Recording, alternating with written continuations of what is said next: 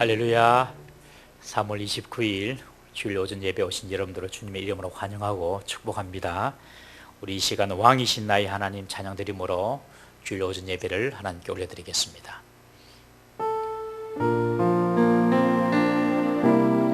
왕이신 나의 하나님 예배를 받아 주옵소서. 왕이신 나의 하나님, 내가 주를 높이고 영원히 주의 이름을 송축하리이다.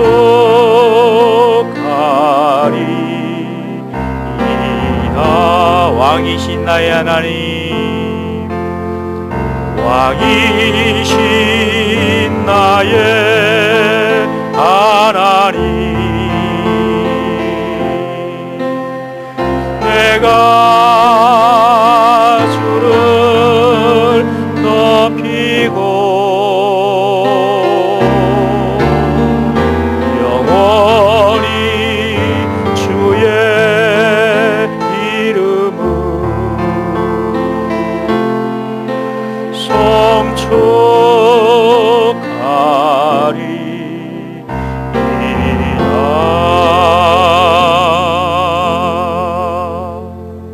사도신경으로 우리의 신앙을 고백합니다.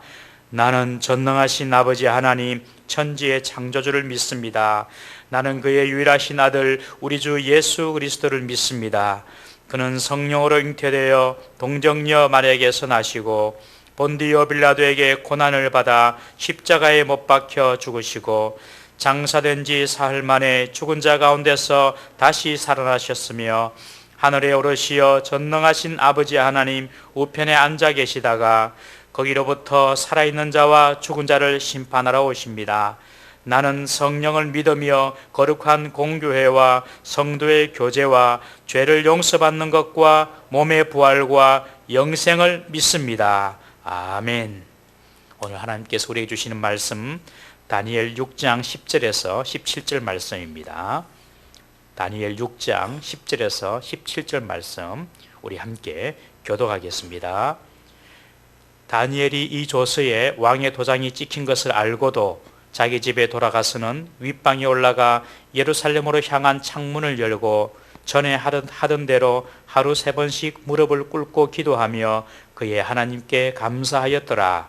그 무리들이 모여서 다니엘이 자기 하나님 앞에 기도하며 간구하는 것을 발견하고 이에 그들이 나아가서 왕의 금령에 관하여 왕께 아뢰되 왕이여, 왕이 이미 금령에 왕의 도장을 찍어 이제부터 30일 동안에는 누구든지 왕 외에 어떤 신에게나 사람에게 구하면 사자굴에 던져 넣기로 하지 아니하였나이까 하니 왕이 대답하여 이르되 이 일이 확실하니 메대와 바사에 고치지 못하는 규례니라 하는지라.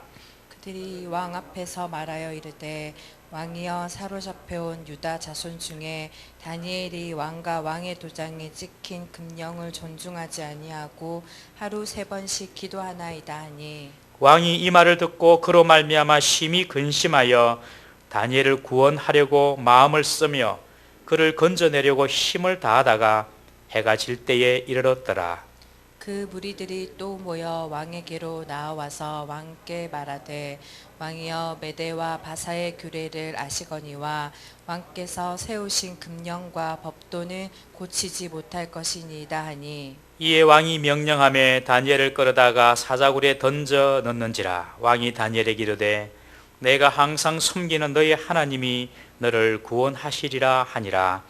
이에 돌을 굴려다가 굴 어귀를 막음에 왕이 그의 도장과 귀족들의 도장으로 봉하였으니 이는 다니엘에 대한 조치를 고치지 못하게 하려 함이었더라. 아멘.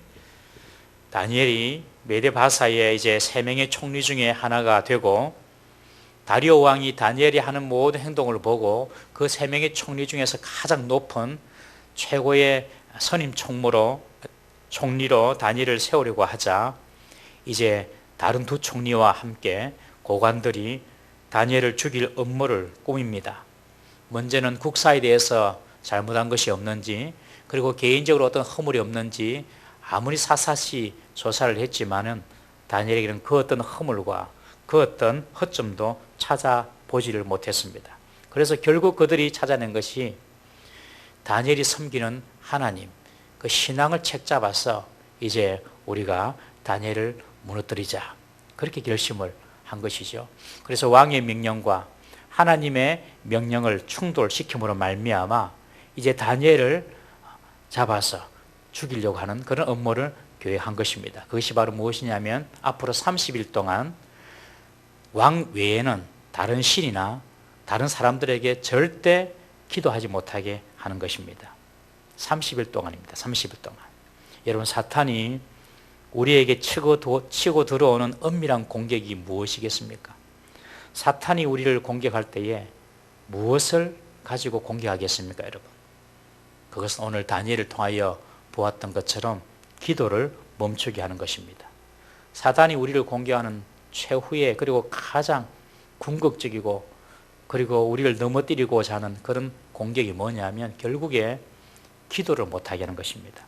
기도는 영적인 호흡이라고 하는데 기도하지 못한다면 호흡하지 않는 것이죠. 그러면 죽는 것입니다. 그래서 성도의 영이 죽게 만드는 것입니다. 성공도 주고 형통도 줄 테니까 기도만 하지 말라는 것이죠. 다니엘로 하여금 총리 중에서 가장 높은 총리로 만들어 줄 테니까 30일 동안 기도만 하지 말라는 것입니다. 여러분, 성공도 하고 형통도 하는데 기도를 하지 않아요? 그러면 그 성공과 형통, 그 성공과 형통을 받은 사람이 어떻게 되겠습니까? 당연히 교만해지지요. 하나님의 은혜도 생각지 못하고 내 공로로 혹은 내 노력으로 혹은 우연히 어떻게 됐겠지, 하나님과 상관없는 사람이 되어버리고 마는 것입니다. 기도하지 말라는 것은 영적인 생명을 빼앗는 것이요, 또한 하나님과의 소통을 끊는 것입니다. 다른 거 다 줄 테니까 기도하지 마라. 그렇게 사탄이 지금 다니엘에게 공격을 하는 것입니다. 그러나 다니엘은 바벨론 포로로 잡혀갔을 때부터 기도를 멈추지 않았던 것입니다. 15살 바벨론 포로로 있을 때에 바벨론의 황실 아카데미에서 교육받을 때에도 우상에게 바쳐진 그 산의 진미 음식을 피하기 위해서 기도를 했습니다. 누가 기도하라고 시킨 것도 아니지만 기도했습니다. 이방 땅에서도 오히려 누가 뭐라고도 안 하지만은 그는 기도했습니다. 오히려 이방 땅에서 기도하면 무시당할 수 있어요. 왜냐하면 유다는 이미 바벨론에게 멸망했기 때문에 그 바벨론에게 진신에게 기도한다는 것 자체가 그것은 무시당하고 조롱당할 일입니다. 그러나 다니엘은 그때에도 기도했습니다. 사단이 이것을 압니다. 무엇이 다니엘을 다니엘로 만들었는가? 무엇이 다니엘을 다니엘로 만들었는가? 그것은 다른 것이 아니라 기도하는 것이다.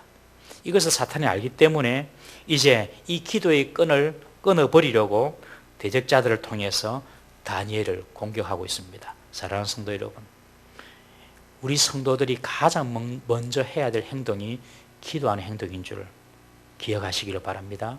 그리고 마지막까지, 가장 마지막까지 붙잡아야 할 성도의 보루도 기도하는 것입니다.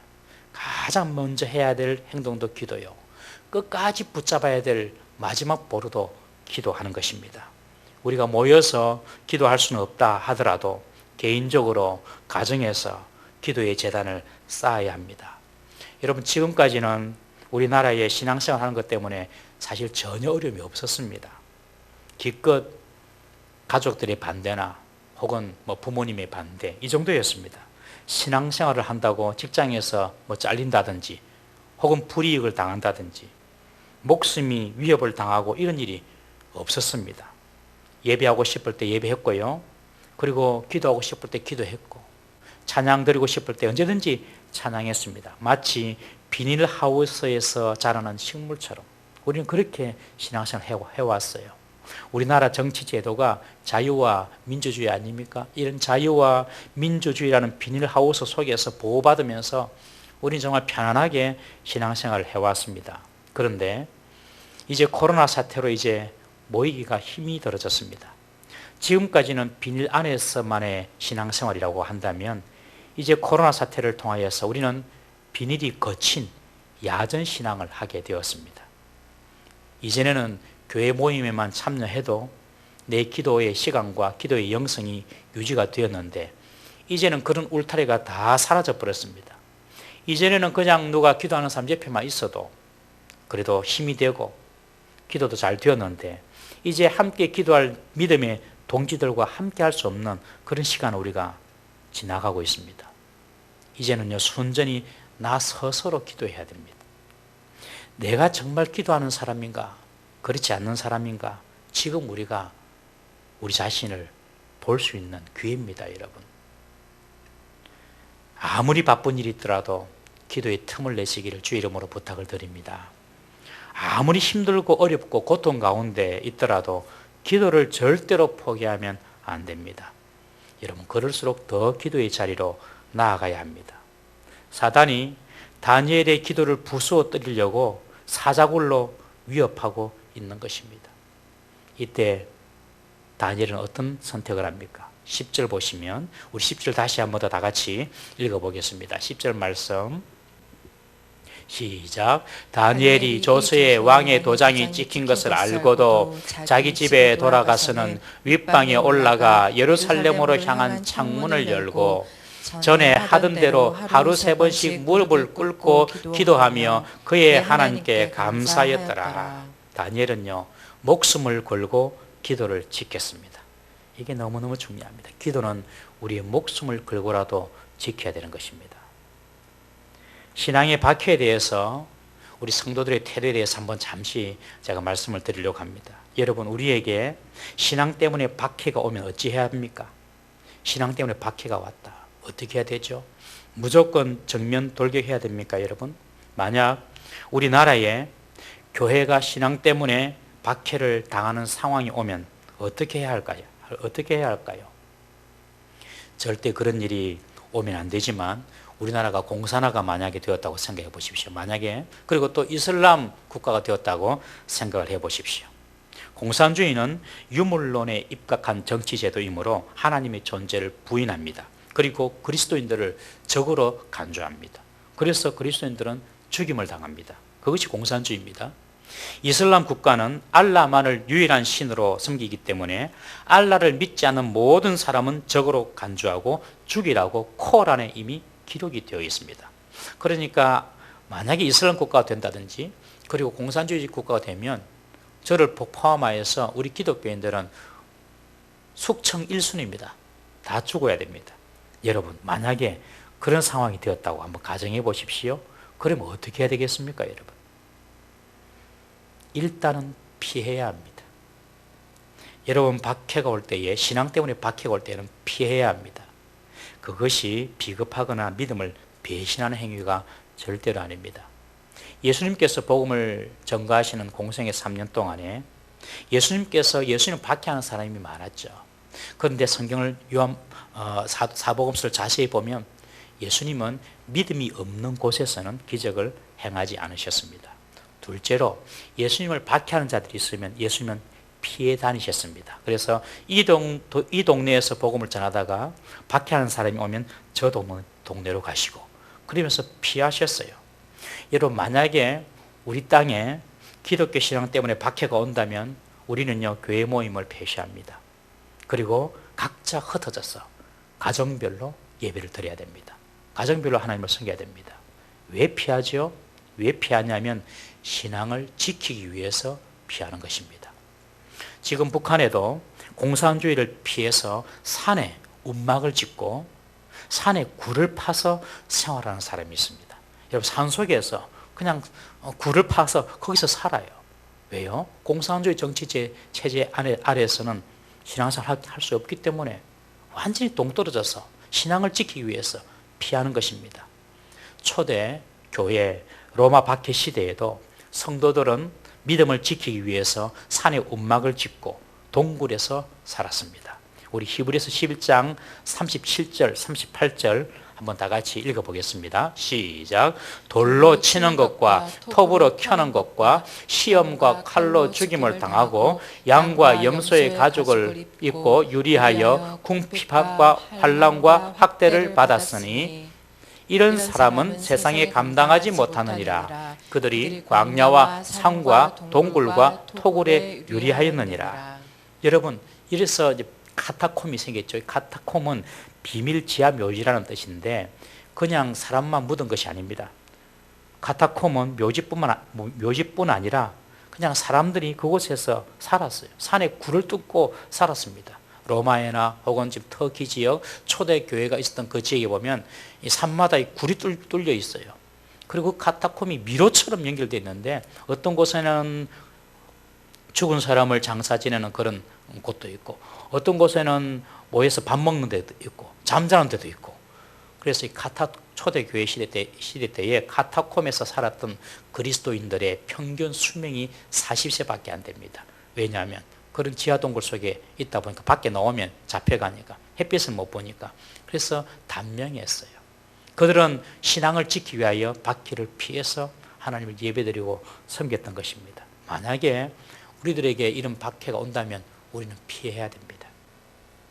지금 코로나로 인해서 예배를 모이지 못하는 것은 여러분 박해 상황이 아닙니다. 국민의 생명과 성도의 안전을 지키기 위해서 우리가 모이지 않는 것입니다. 신앙 자체가 박해받는 상황은 아니라는 것입니다. 구약시대에도 전염병에 걸린 사람은 성전이나 회당이나 오는 것이 금지가 되어서 성 밖에 격리가 되었습니다.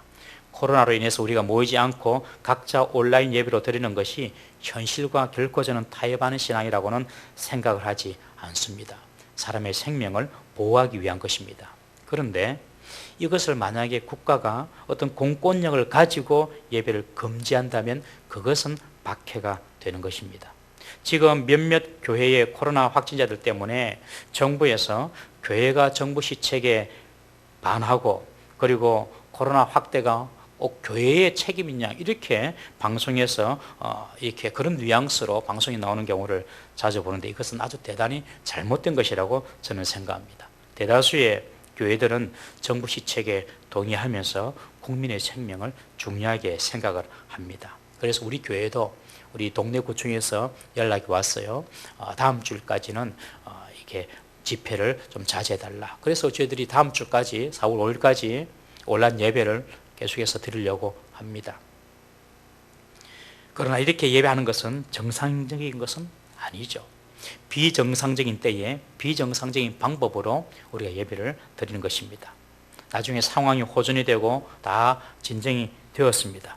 그때도 모이지 않고 온라인 예배 하니까 좋더라. 집에서 대충 옷 입고 대충 시간 맞춰가지고 예배하니까 참 편하대 하면서 모여서 예배 드리지 않는 분들은 말씀 중심으로 예배 드리는 것이 아니라 자기 중심적인 독선적인 신앙으로 신앙생활을 하는 것입니다. 그 속에 귀찮음이나 게으름이 숨어 있다는 사실을 알아야 합니다. 여러분 중환자실에서 산소 마스크를 끼고 생명을 유지하는 그것이 살아는 있지만 건강한 삶이라고 볼 수는 없죠. 여러분 예배는요 말씀을 듣는 것이 전부가 아닙니다. 예배는 섬기며 봉사하며 헌신하는 것입니다. 예배를 영어로 서비스를 하지 않습니까? 이 말 자체에 그런 의미가 들어있습니다. 섬기고 봉사하는 것입니다. 모여서 함께 주님을 찬양하고 함께 말씀을 청종하고 서로를 섬기며 헌신하는 모든 행위가 바로 예배인 것입니다. 오늘 이 다니엘이 당한 상황은요 그러나 박해 상황입니다. 박해가 오면 일단은 피해야 합니다만은 박해 상황일지라도 피할 수 없을 때가 있습니다. 그리고 피해서는 안 될 때가 있습니다. 그때가 언제냐면 나의 신앙을 담대히 고백해야 할 때입니다. 그때는 피해서는 안 됩니다. 다니엘이 총리가 되고 높은 자리에 오른 것이 누구 때문입니까? 사람의 왕이 아니라 하나님의 은혜였습니다.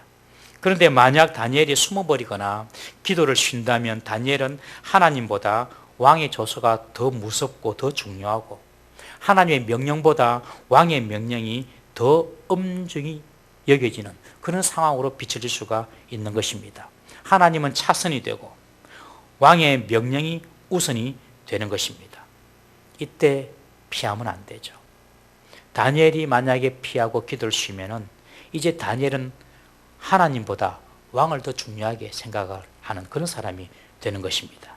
그래서 다니엘은 이런 모함이지만 이런 박해 가운데서 담대하게 그 박해에 맞서는 그런 모습을 봅니다. 다니엘은 기도하기를 쉬지 않습니다. 여러분, 신앙을 지키기 위해서는 피해야 하지만 하나님의 영광을 위해서는 박해에도 직면해야 할 줄 믿으시기를 바랍니다. 이제 다니엘은 그 박해에 직면하면서 기도합니다. 다니엘이 어떻게 기도하는지 우리가 한번 잠시 살펴보았으면 좋겠습니다. 먼저 예루살렘을 향해서 창문을 열고 기도합니다. 예루살렘을 향해서 기도합니다. 예루살렘을 향해서 기도하는 것은 유대인의 기도 방법이었습니다. 이것은 약속에 근거한 기도 방법입니다. 솔로몬이 성전을 짓고 헌당 예배를 드리면서 하나님께 기도드린 내용입니다. 이 전을 향하여 드리는 기도를 들으시고 응답하소서. 솔로몬이 예루살렘 성전을 지을 때 그런 기도를 했어요. 우리 열왕기상 8장 29절 30절 다 같이 한번 읽어보겠습니다. 시작. 주께서 전에 말씀하시길 내 이름이 거기 있으리라 하신 곳 그 이 성전을 향하여 주의 눈이 주야로 보시오며 주의 종이 이곳을 향하여 비는 기도를 들으시옵소서. 주의 종과 주의 백성 이스라엘이 이곳을 향하여 기도할 때에 주는 그 간구함을 들으시되 주께서 계신 곳 하늘에서 들으시고 들으시사 사하여 주옵소서. 지금 솔로몬이 예루살렘 성전을 봉헌하면서 하나님께 드리는 기도입니다. 하나님, 하나님의 백성이 어디에 있든지 이 성전이 있는 곳을 향하여 기도할 때에 하나님께서 그 기도를 들어주옵소서. 다니엘은요, 이 사실을 알았던 것이에요. 어릴 때부터 다니엘은 그들이 믿는, 유대인들이 믿는 그 하나님, 그리고 솔로몬이 믿었던 그 하나님이 계신 곳 그 성전을 향하여 기도하면 하나님께서 그 기도를 들어주신다는 것을 알았습니다. 저는 여러분들이 집에서 기도하실 때에도 가능한 교회 쪽을 향하여 한번 기도해 보시기 바랍니다. 뭐 상관이 없지만은 저도 집에서 보면 저희 교회가 보이거든요.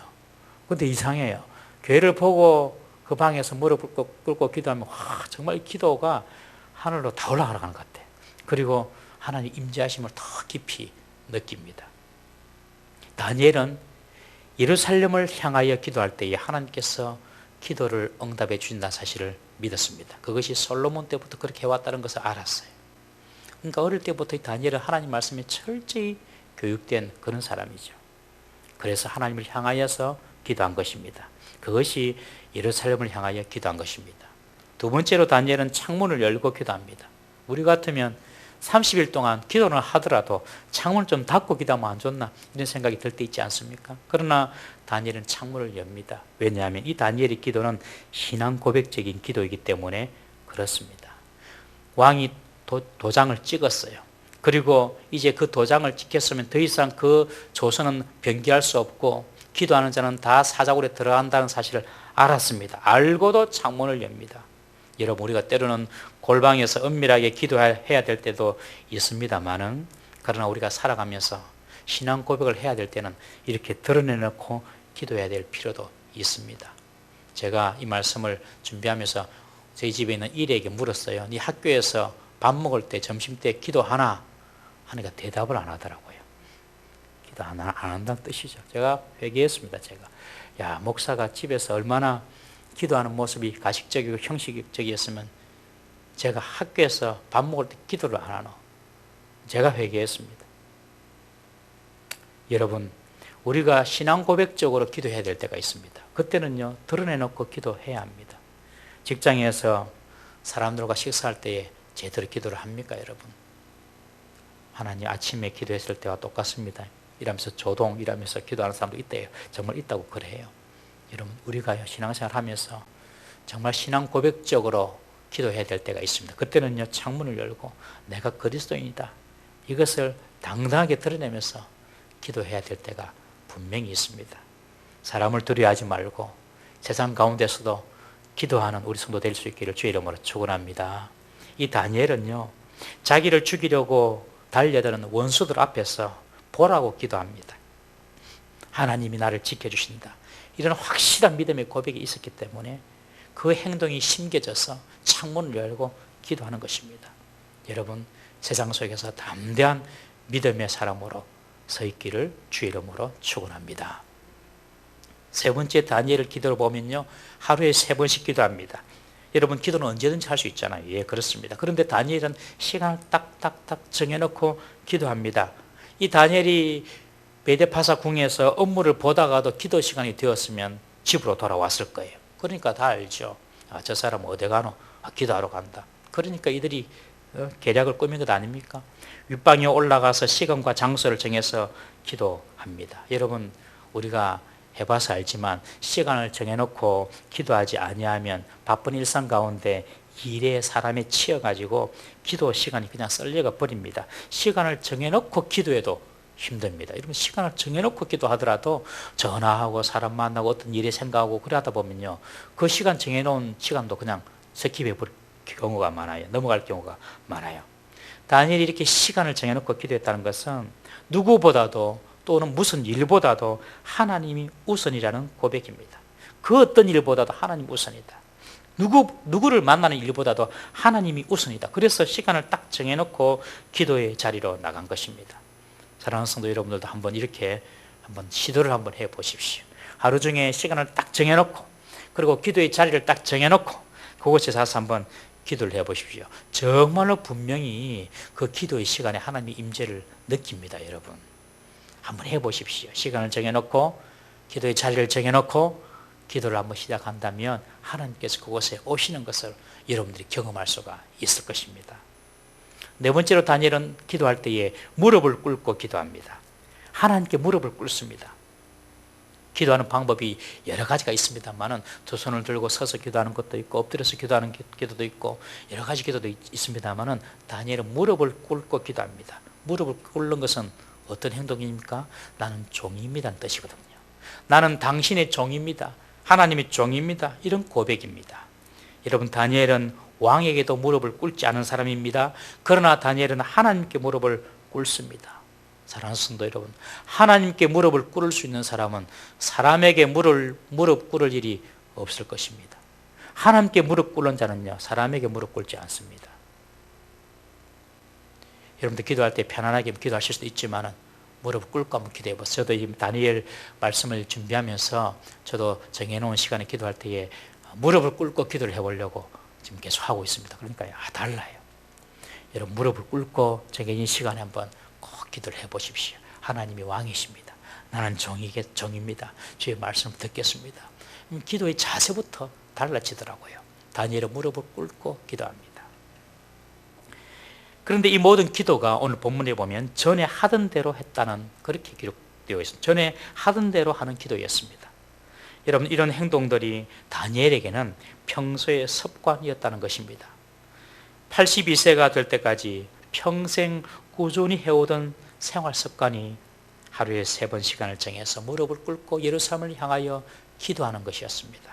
여러분, 사람이 위급할 때에 평소의 습관이 나오는 법이지 않습니까? 여러분, 다니엘은요, 평소에 기도하는 것이 이렇게 습관이 되어 있었어요. 여러분, 꾸준히 해야지만 습관이 되는 것이죠. 꾸준히 해야지만 그것이 삶의 습관과 양식이 되는 것입니다. 그리고 무엇이든지 잘하려면 그것이 습관이 되어야 됩니다. 성공하는 사람들은요, 성공하는 습관이 있고요, 실패하는 사람은요, 실패하는 습관이 있습니다. 이전에 정말 베스트셀러였던 책인데 한 번씩 다 보셨을 것입니다. 스티븐 코비의 성공하는 사람들의 7가지 습관. 스티븐 코비의 성공하는 사람들의 7가지 습관인데, 성공하는 사람에게는 반드시 이런 7가지 습관이 있다는 것입니다. 몇 가지 예를 들면, 자기의 삶을 주도해서 계획하고 실천한다. 그리고 항상 끝을 생각하고 일을 시작한다. 시간 관리에 있어서는 무엇보다도 급한 일보다도 소중한 일부터 시작한다. 이런 내용의 이야기입니다. 여기서 말하고자 하는 것은 성공하는 사람들에게는 반드시 성공하는 습관이 있다라는 것입니다. 학생들도요, 공부를 잘하는 아이들은요, 공부하는 것이 습관이 되어 있습니다. 건강한 사람도요, 보면 항상 이 생활이 아주 루틴하게 아주 규칙적으로 습관이 되어 있습니다. 무엇이든지 잘하려면 여러분들 습관이 되어 있어야 됩니다. 다니엘은 기도에 습관이 된 사람이었습니다. 우리에게도 이런 기도가 습관이 되었으면 좋겠습니다. 기도가 습관이 된 사람이 바로 예수님이셨습니다. 사실 예수님은 기도가 가장 필요가 없는 사람입니다.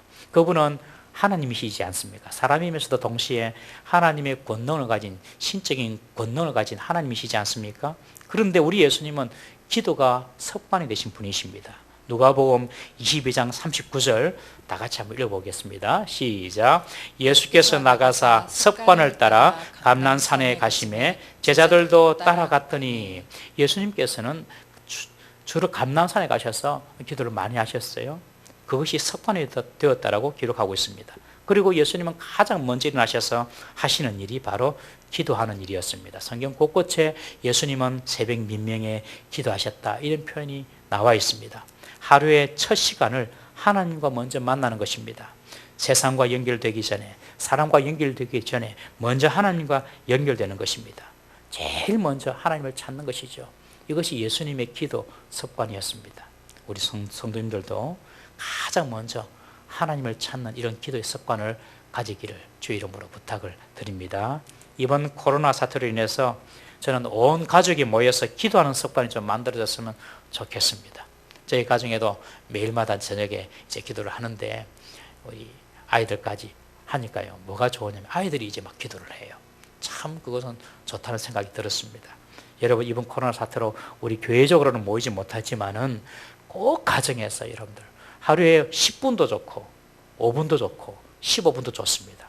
한번 매일매일 한번 해보십시오. 놀라운 일이 일어납니다.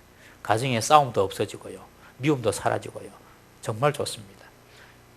가족이 모여서 기도하는 습관이 이번 코로나를 통하여 얻는 유익한 결과물 중에 하나가 되길 바랍니다.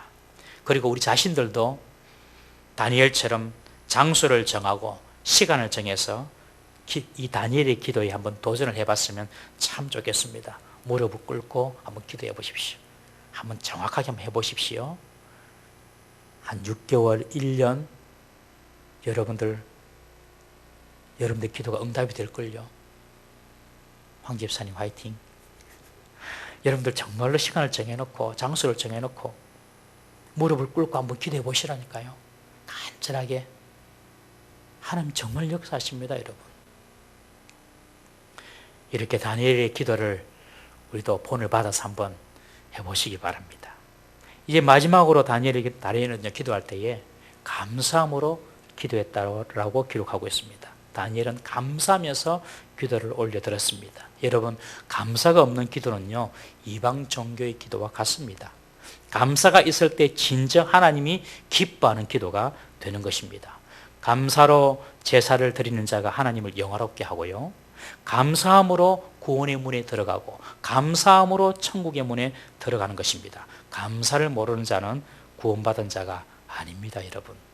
구원받은 자는 반드시 감사하게 되어 있습니다. 왜요? 구원받았기 때문에요. 그런데 감사하지 못하는 자는요, 구원받지 못했기 때문에 감사하지 못하는 것입니다. 그러므로 구원받은 자는요, 반드시 감사하게 되어 있습니다. 고난과 어려움 중에도 우리 성도님들 중에는 감사하는 분들이 참 많습니다. 그런 분들은요, 이미 고난과 어려움이 있지만 그 고난과 어려움에서 구원받은 자들입니다, 여러분. 왜 이스라엘이 40년 동안 광야 생활을 하면서 고생을 했습니까? 감사를 몰랐기 때문에 그렇습니다. 그들은 광야를 지나면서 조그만 문제가 있어도 원망하고 불평했습니다. 물이 없니, 덥니, 고기가 없니, 먹을 것이 없니. 그때 하나님은 불뱀을 보냅니다. 여러분, 우리의 삶을 지옥으로 만들고 싶습니까? 오늘부터 반나절만 불평해 보십시오. 바로 지옥 되어버립니다. 그러나 우리의 삶을 천국으로 만들고 싶으면 집에 돌아가셨어요. 그리고 집에서 반나절만 무조건 감사해 보십시오. 그러면요, 천국이 됩니다. 우리가 기도할 때도 마찬가지입니다. 감사함으로 기도해야 합니다. 간구할 때도 있지요. 간구할 때도 불평으로 간구하는 것이 아니라 감사하면서 기도하는 것입니다. 하나님, 요새 먹고 사는 것이 참 힘듭니다. 그런데 먹고 살 수 있는 생명과 건강을 주셔서 감사합니다. 그리고 이것도 좀 해주세요. 그렇게 감사 기도하는 것입니다.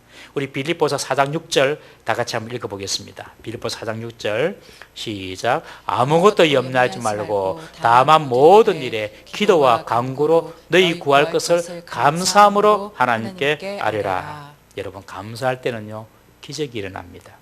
예수님도 오병이어를 가지고 5천 명을 먹이실 때에 축사하셨다고 기록하고 있죠. 그 축사가 바로 감사했다는 뜻입니다.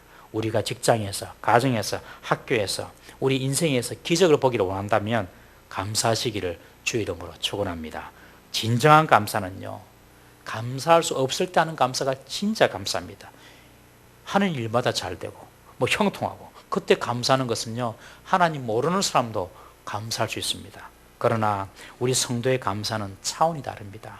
그것은 감사할 수 없을 때에도 감사하는 것입니다.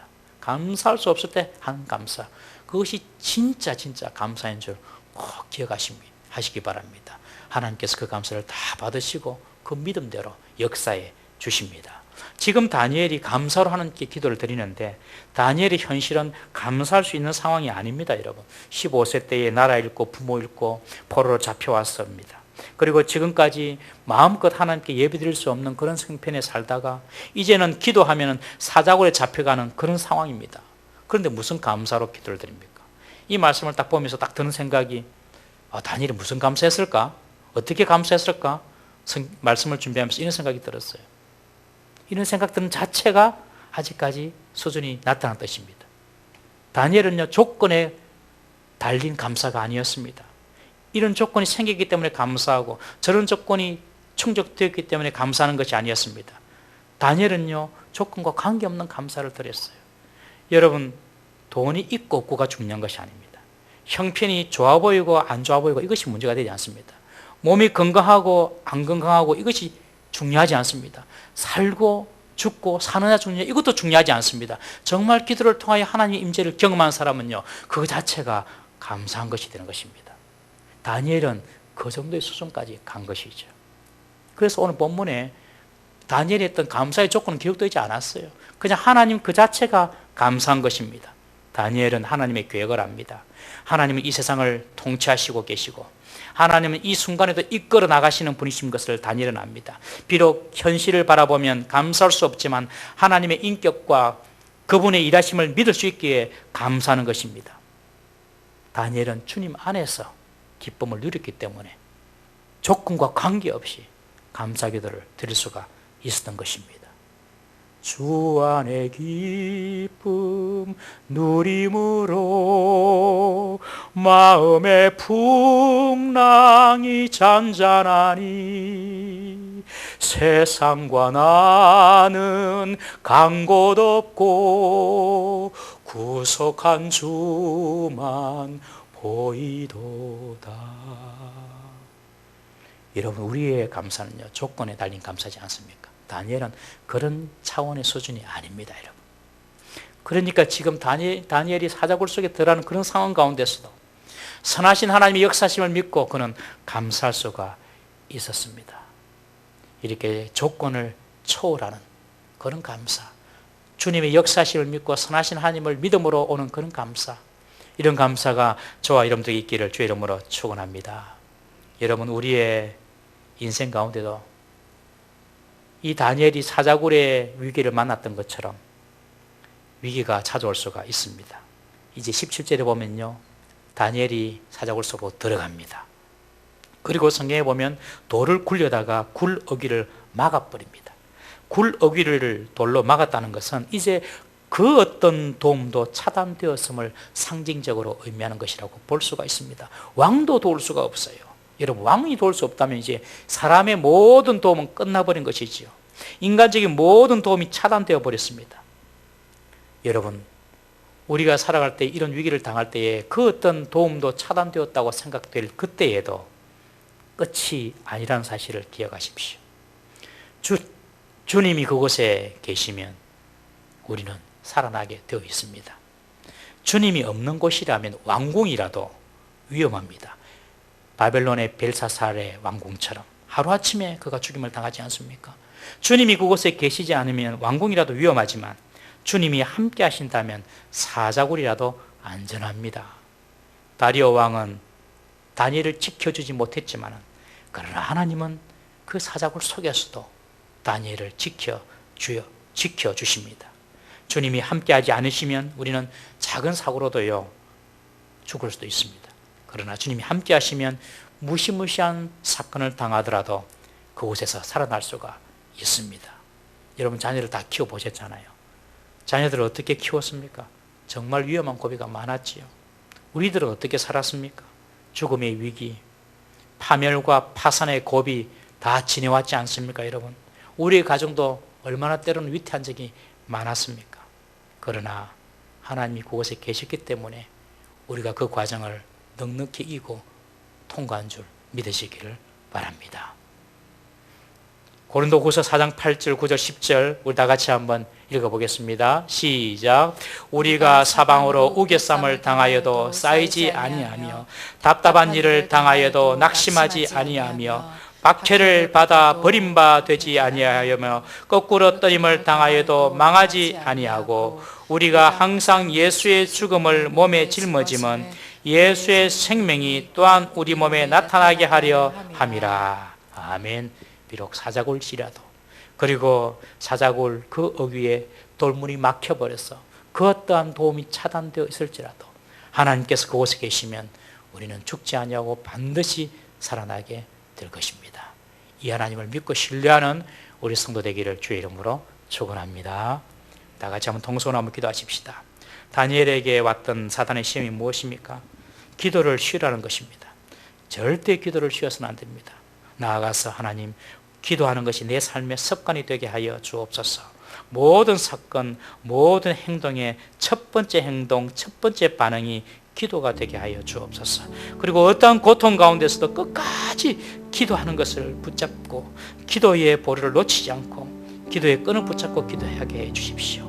그리고 다니엘처럼 어떤 상황 가운데서도 하나님의 역사심을 믿고 감사하는 자가 되게 해 주십시오 라고 다 같이 한번 기도하면서, 그리고 이번 코로나 사태가 속히 진정이 되고 속히 정상적인 예배가 드려지고 속히 우리의 삶이 회복될 수 있도록 다 같이 이 사태를 위하여서도 통성을 한번 두 손 높이 들고 주여 역사하여 주시옵소서. 우리 세 번 부르짖고 통성을 기도합니다.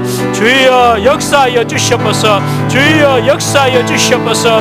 주여 역사하여 주시옵소서. 자비로우신 하나님 아버지, 우리의 삶 가운데 행하시고 역사하심을 믿습니다.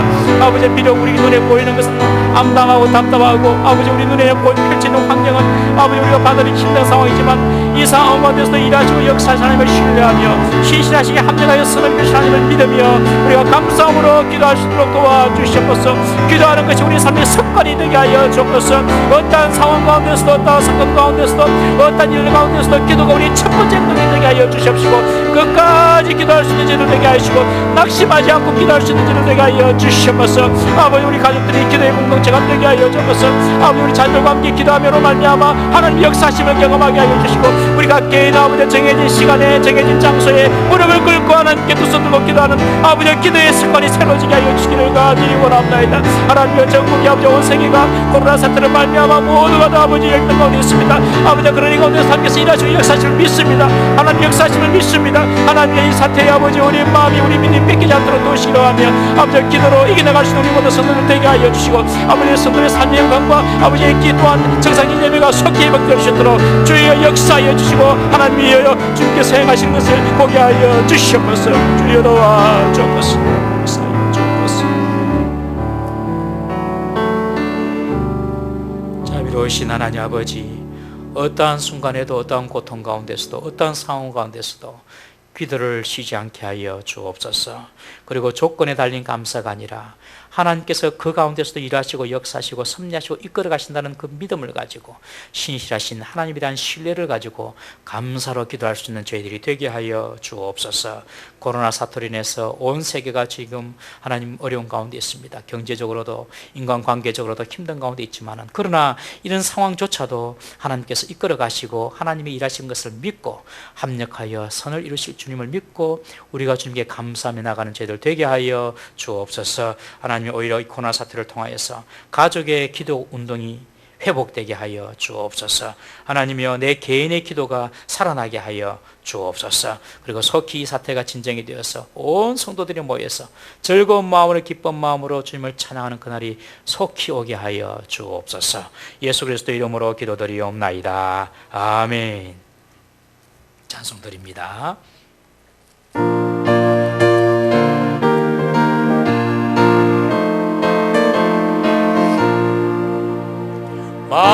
마음속에 근심 있는 사람 주 예수 앞에 달려라. 슬픈 마음 있을 때에라도 주 예수께 아뢰라.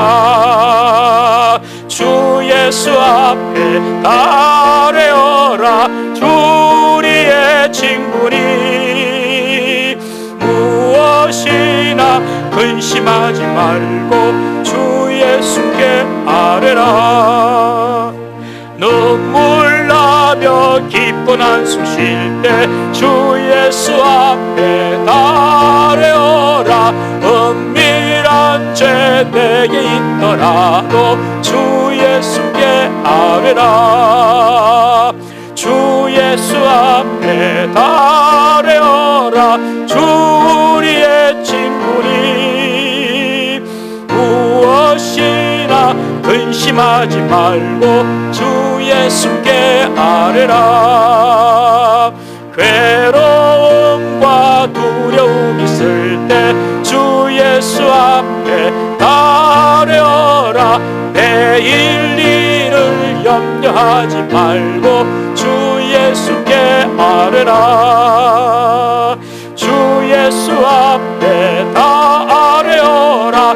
주 우리의 친구니 무엇이나 근심하지 말고 주 예수께 아뢰라.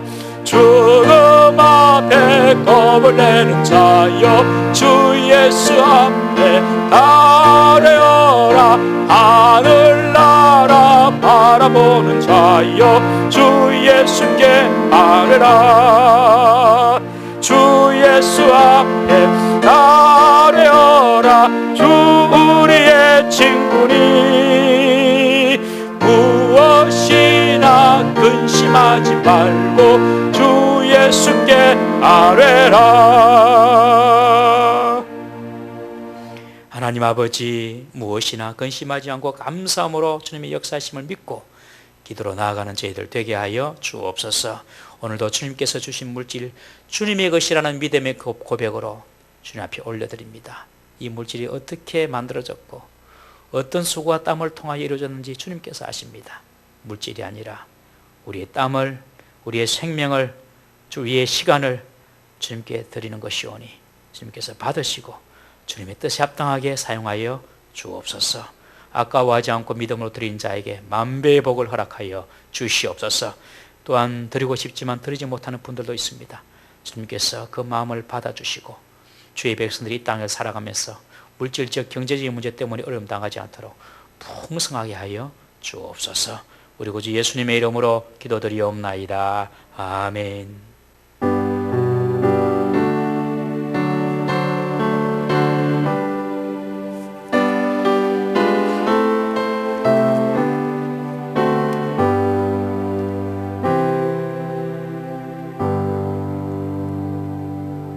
교회 소식 알려드리겠습니다. 우리 다음 주까지 4월 5일 다음 주까지 온라인 예배를 드리고 4월 10일 부활주일부터는 우리가 모여서 예배를 드리겠습니다. 일단 오전 예배를 먼저 시작을 하려고 합니다. 우리 정부에서도 그렇고 우리 동네 구청에서도 4월 5일까지 특별히 우리 집회를 좀 잠정적으로 중단해달라. 그래서 우리가 온라인 예배로 드렸습니다. 우리는 적극적으로 정부 시책에 동의를 하고 협조하고 있습니다. 이제 4월 5일까지 다음 주까지 온라인 예배를 드리고 4월 12일부터는 이제 부활주인데요. 우리가 모여서 예배를 드릴 텐데 모여서 예배 드릴 때는 몇 가지 지침이 있습니다. 그 부분에 대해서는 다음 주 광고 시간에 상세히 알려드리도록 하겠습니다. 온라인 예배를 드릴 때에도 우리 정해진 시간에 준비된 마음으로 참여해 주시기를 부탁을 드립니다. 예배를 드리시고 난 이후에는 우리 목장별로 단톡방에서 주일 예배 영상을 시청한 소감이나 또 은혜, 기도 제목들을 나누어 주시면 감사하겠습니다.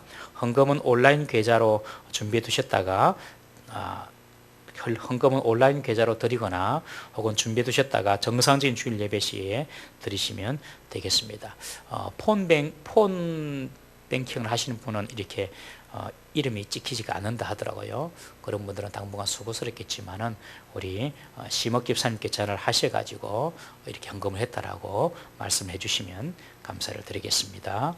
우리 조정 예배 및 모임은 당분간 쉬고 있습니다만은 우리 새벽 기도는 매일 들으실 수가 있습니다. 그래서 우리 새벽 기도는 교회 홈페이지 들어오셔도 되고 그리고 목자들이 전해주는 또 음성 파일을 들으셔도 되겠습니다. 매일매일 말씀을 듣고 하루를 승리하시길 바랍니다. 그리고 매일 가정별로 배포한 기도 제목을 가지고 이번 코로나 사태를 통하여서 온 가족이 꼭 모여서 기도하는 시간을 꼭 가지시기를 바랍니다. 하나님의 큰 은혜가 있을 것입니다. 우리 올해 꼭 한 사람을 전도하는 것을 우리가 목표로 하고 기도하고 있는데요. 우리 전도할 VIP를 여러분 기도로 잘 준비를 해 주시기를 바랍니다. 이제 하나님의 복을 받겠습니다. 여호와는 내게 복을 주시고 너를 지키시기 원하시며 여호와는 그 얼굴을 내게 비추사 은혜 베푸시기를 원하시며 여호와는 그 얼굴을 내게로 향하여 드사 평강 주시기를 원하노라. 아멘.